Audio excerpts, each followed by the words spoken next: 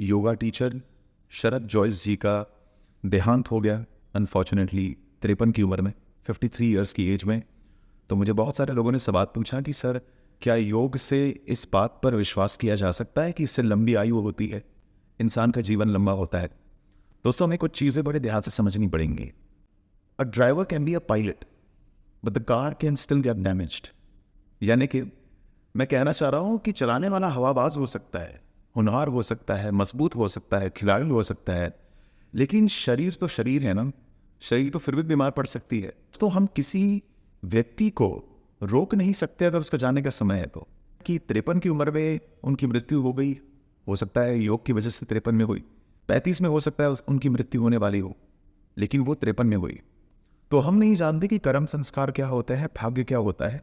हम सिर्फ इतना जानते हैं कि हमारे पास शरीर है और उसे हमें स्वस्थ रखना है। एक और बात सीखने जैसी है, वो ये कि केवल बोन बेंडिंग करने से, आगे पीछे शरीर को झुका लेने से, टांगे उठा लेने से स्वास्थ्य नहीं बनता है दोस्तों।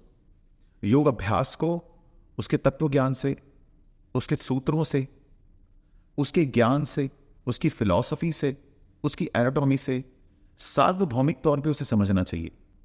कहने का मेरा तात्पर्य यह है कि हम शरीर के विज्ञान से अब आगे हटके आत्मा के विज्ञान तक पहुंचना चाहेंगे।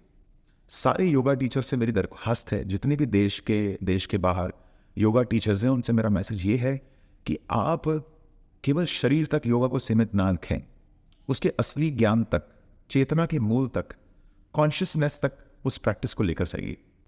तब आप देखिए आपका स्वास्थ्य बहुत बेहतर होगा। लेकिन शरीर तो शरीर है, इसका तो नियंत्रण कोई भी नहीं कर सकता।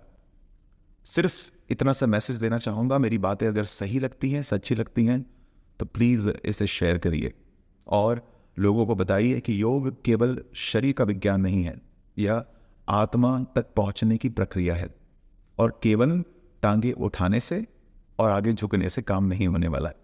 आत्मा तक पहुंचिए। हरि ओम।